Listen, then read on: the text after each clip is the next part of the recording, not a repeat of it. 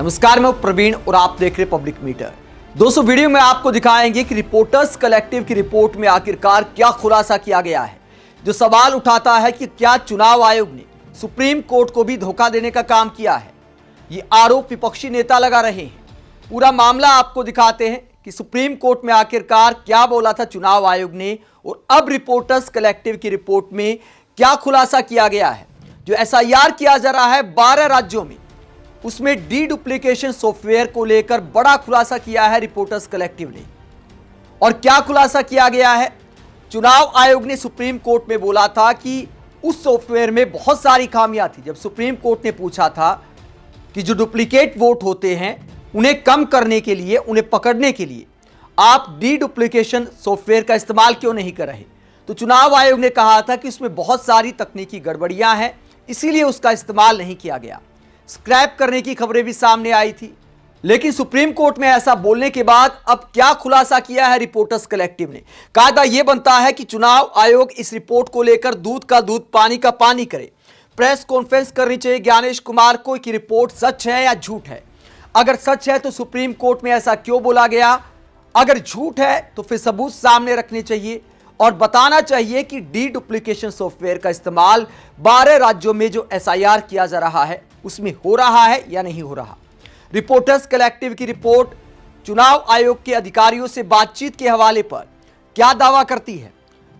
यह छापा गया है कि इलेक्शन कमीशन ने पहले सुप्रीम कोर्ट को बताया था कि उसका डी डुप्लीकेशन सॉफ्टवेयर इतना खराब है कि उसे इस्तेमाल नहीं किया जा सकता।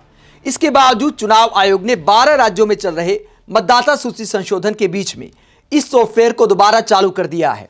हालांकि ऐसा करते समय चुनाव आयोग ने अपने ही मैनुअल में लिखी गई कड़ी जमीनी जांच प्रक्रिया ग्राउंड वेरिफिकेशन को हटा दिया।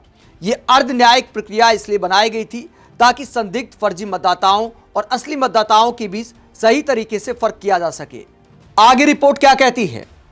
आगे रिपोर्ट कहती है कि रिपोर्टर्स कलेक्टिव की जांच में यह भी सामने आया कि चुनाव आयोग ने 12 राज्यों में मतदाता सूची के संशोधन के दौरान ही एक दूसरा एल्गोरिदम आधारित सॉफ्टवेयर भी चालू कर दिया।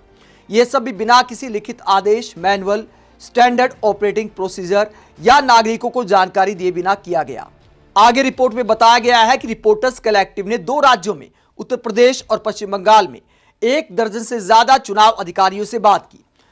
कहा गया है कि हमने जिला स्तर के चुनाव आयोग अधिकारियों के लिए वरिष्ठ अधिकारियों द्वारा आयोजित ट्रेनिंग सेशन में चुपचाप हिस्सा लिया। हमने जिला के वरिष्ठ अधिकारियों से विस्तार से इंटरव्यू किए। आगे रिपोर्टर्स कलेक्टिव की तरफ से दावा किया गया है कि उनके पास पुख्ता सबूत हैं, बाकायदा रिकॉर्डिंग है।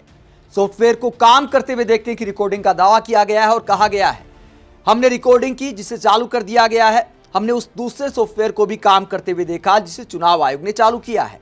कई राज्यों के अधिकारियों ने ऑफ द रिकॉर्ड बोलना पसंद किया। ऐसे मामलों में केवल उन्हीं बातों को रिपोर्ट किया गया है जिनकी कम से कम 3 अलग अलग और स्वतंत्र अधिकारियों से पुष्टि हुई। हमें पता चला कि चूंकि ये एल्गोरिदम आखिरी समय में लागू किए गए, इसलिए दोबारा जांच के लिए कोई साफ नियम या चेक लिस्ट तय नहीं की गई। इसका नतीजा ये हुआ कि बूथ लेवल ऑफिसर यानी बीएलओ और इलेक्टोरल रजिस्ट्रेशन ऑफिसर चिन्हित की गई गलतियों को सुलझाने के लिए भटकते दिखाई दिए। एक जिला चुनाव अधिकारी ने कहा, एसआईआर के हर दिन हमारे बीएलओ ऐप में नए तकनीकी नियम और लिस्ट आती थी। इससे साफ दिखता था कि इन एल्गोरिदम जांचों को चलाने को लेकर चुनाव आयोग के पास कोई साफ योजना नहीं थी। आगे रिपोर्ट में बताया गया है कि कितने नाम कटने के आसार हैं। मतदाता सूची को नए सिरे से बनाने की प्रक्रिया यानी एसआईआर के कारण अब तक 86,46,000 लोगों को अनमैप घोषित कर दिया गया है। 11 राज्यों में कुल मिलाकर 3,70,00,000 के करीब नाम ड्राफ्ट लिस्ट से हटा दिए गए हैं। उत्तर प्रदेश की ड्राफ्ट वोटर लिस्ट अभी जारी नहीं हुई है। यह 31 दिसंबर को प्रकाशित होगी। हमारी जांच में यह भी सामने आया कि बिना किसी तय नियम और प्रक्रिया के अनकोडिफाइड एल्गोरिदम के इस्तेमाल ने पूरी प्रक्रिया को और ज्यादा अस्पष्ट और अराजक बना दिया है।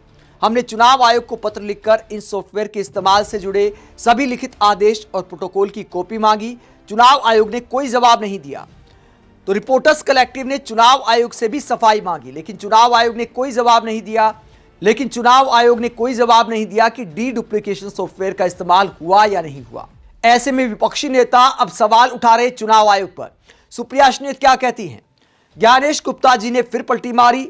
हाल ही में उन्होंने सुप्रीम कोर्ट में बताया था कि डी डुप्लीकेट वोटर पकड़ने वाला सॉफ्टवेयर खराब है, लेकिन अब चुपचाप 12 राज्यों के एसआईआर के लिए उसका इस्तेमाल शुरू कर दिया।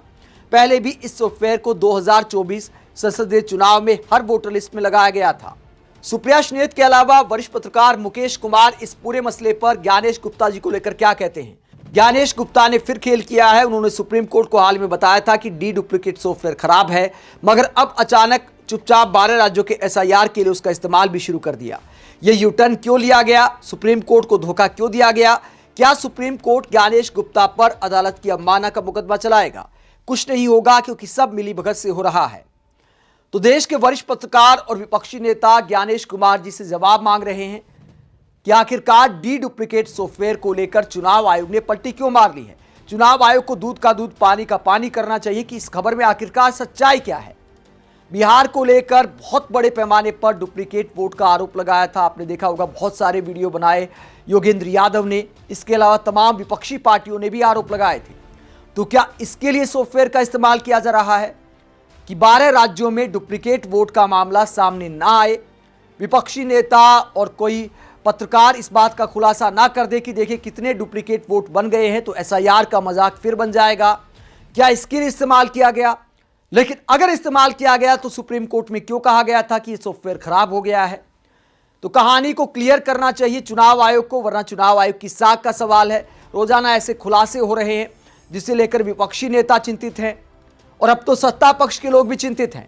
यूपी में बड़े पैमाने पर वोट कटने पर बीजेपी के नेताओं ने भी हैरानी जताई है। कई लोग तो ये भी मानते हैं, अखिलेश यादव ने तो तंज कसा कि बीजेपी वालों का ज्यादा नुकसान हो गया, इसलिए घबरा गए हैं। तो डी डुप्लीकेशन जो सॉफ्टवेयर है, क्या उसकी वजह से हुआ है? चुनाव आयोग को पूरे मामले की जांच करनी चाहिए और पब्लिक के सामने सारी बात रखनी चाहिए। आप इस पूरे मुद्दे को लेकर क्या सोचते हैं? कमेंट बॉक्स में अपनी राय जरूर दें। साथ ही चैनल को सब्सक्राइब भी करें। नमस्कार।